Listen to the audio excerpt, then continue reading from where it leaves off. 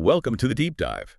We're here to cut through the noise and give you the essentials fast. Today, we're tackling a big one, cryptography. Yeah. It's often, the beast that stands between really smart security people and their certifications, especially those GIAC ones like GSEC or GPEN. It really is. And it's because the exams, they don't just want definitions. They test if you get it architecturally. You need the core ideas, confidentiality, integrity, authenticity, but also why they matter, how they're used, and, yeah, how attackers try to break them. Exactly. It's not just acronym soup. We need to connect the dots. Okay, let's unpack this then. Starting with the two main ways we encrypt things to keep them secret, symmetric and asymmetric. Right, let's start with symmetric. Secret key encryption. It's pretty straightforward, actually. You've got one single key. That key scrambles the data, encrypts it, and the same key unscrambles it, decrypts it. Ah, okay, like the shared house key idea. If you and I want to pass secret notes, we both need a copy of that one key. Exactly that. And because the math behind it is less complex, it's incredibly fast, really efficient. That's why it's the go-to for encrypting large amounts of data.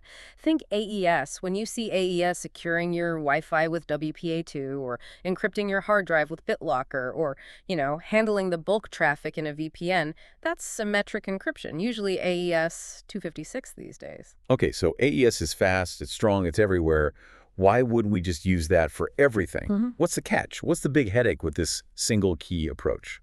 Well, the massive challenge is key distribution. How do you securely share that one secret key in the first place? Especially over a network you don't trust, like the internet. If someone intercepts that key during the exchange, game over. The whole system breaks down. Right, and that, I assume, is where asymmetric encryption comes into play. Public key cryptography. This uses two keys, doesn't it? A public one and a private one, somehow linked mathematically. Precisely. Think of it like a mailbox with a slot. Your public key, that's the mail slot. Anyone can find your address, find the slot, the public key, and drop a letter in. Encrypt data to you.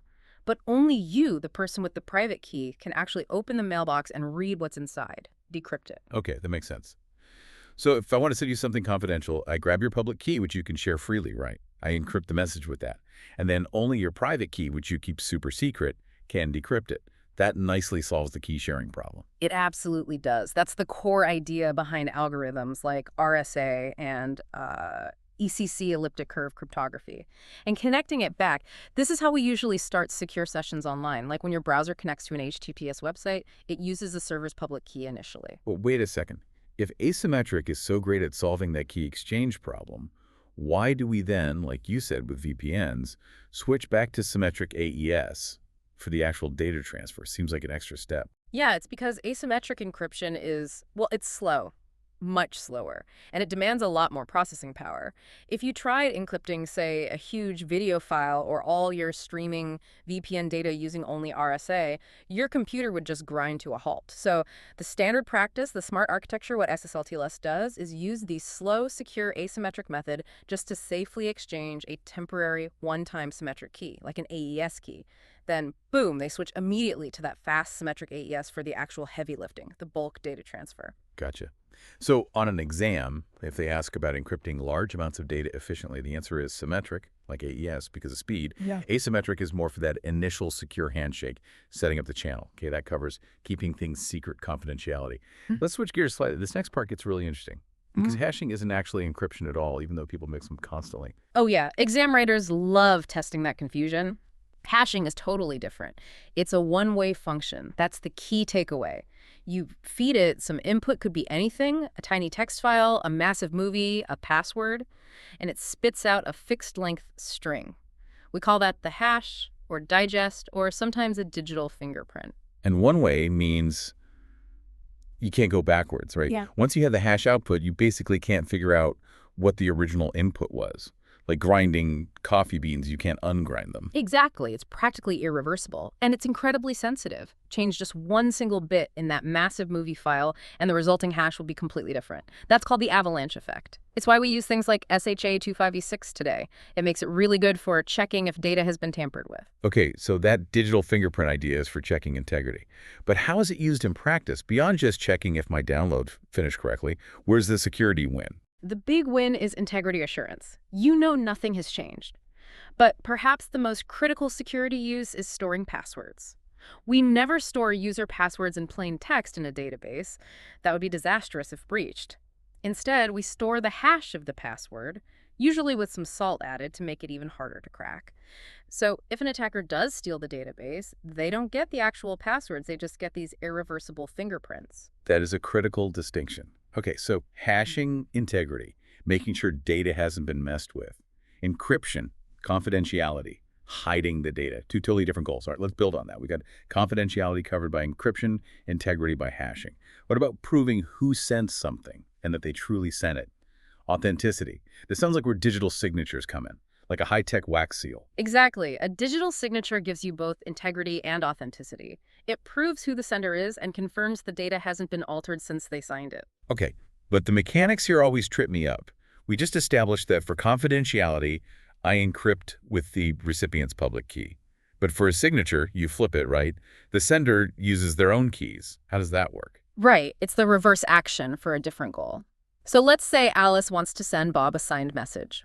First, Alice takes her message and calculates its hash just like we discussed, a fingerprint. Then she takes that hash value and she encrypts it using her own private key, that encrypted hash. That is the digital signature. She sends the original message plus this signature to Bob. Wait, she encrypts the hash with her private key. Why does that prove it's her? Only she has that key.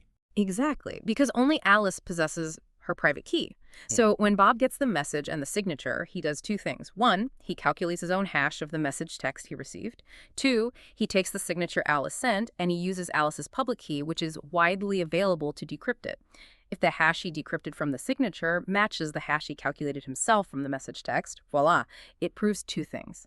The message hasn't changed, integrity, and only someone with Alice's private key could have created that signature, authenticity. This also gives us non-repudiation. Alice can't easily claim later, oh, I never sent that. The cryptographic proof is there. Non-repudiation.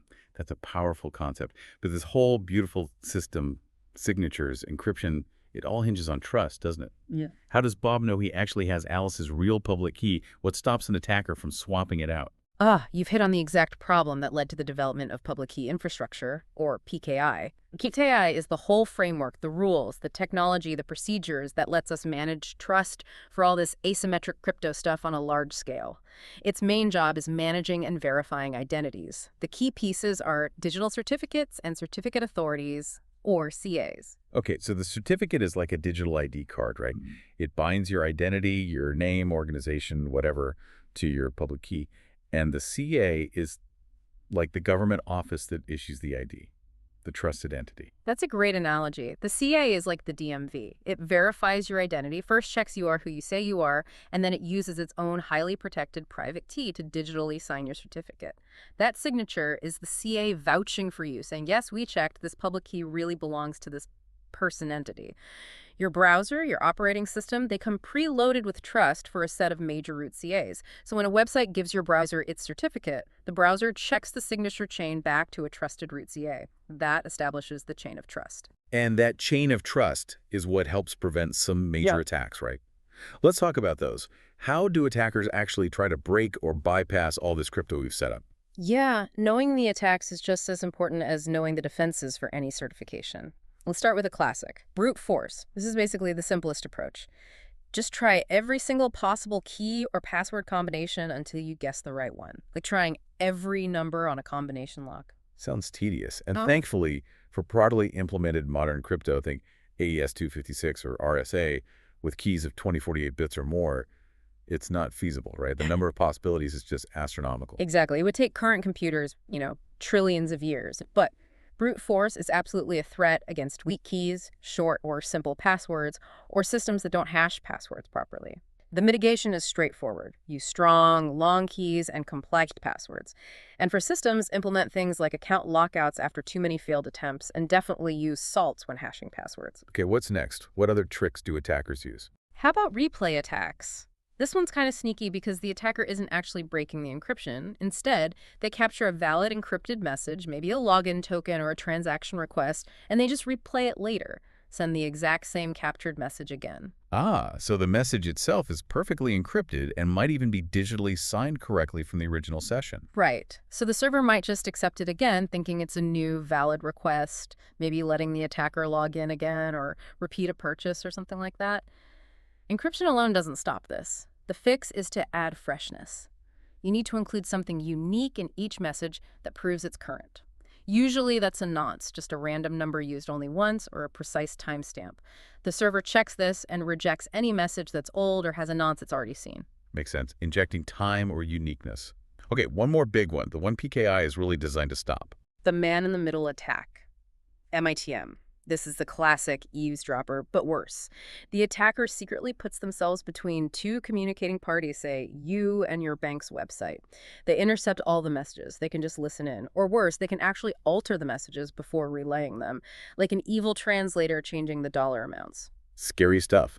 And the defense here is what we talked about with PKI. Exactly. The core defense against MITM is solid authentication. You need to be absolutely sure you're talking directly to the real bank, not to an attacker pretending to be the bank. This is why browser warnings about certificates are so important.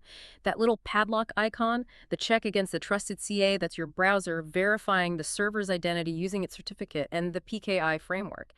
And it's why accepting a self-signed certificate for a public site is so dangerous. There's no trusted third-party verification. You have no idea if you're talking to the real site or an imposter in the middle. MITM prevention is arguably the biggest job of PKI in practice. Okay, wow. So putting it all together, cryptography seems like this huge, complex mountain. But when you break it down, symmetric is for speed, encrypting bulk data. Asymmetric is slower but solves key exchange. Hashing gives you integrity, like a fingerprint. Digital signatures give integrity and authenticity, proving who sent it. And PKI builds the trust infrastructure for it all. That's a great summary. And nailing down those core concepts, understanding the why behind each one, why use this key here, what attack does that prevent? That's absolutely fundamental for passing those cybersecurity certs. Once you have the theory, the next vital step is putting it into practice, really drilling it in. Absolutely. Reading about it, listening to us talk about it, that's step one. But to really make it stick, especially for exam day, you need active recall and practice. You need to test yourself on how these concepts interrelate in different scenarios. And that's where, dedicated study tools can make a huge difference. Something like FlashGenius, for instance. It's designed specifically for this kind of focused prep. It uses AI-guided learning paths, so you're not just randomly reviewing. You're focusing on your specific weak spots based on how you answer.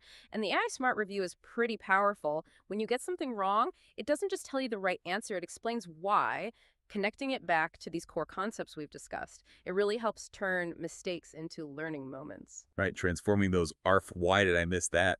moments into, okay, now I get it.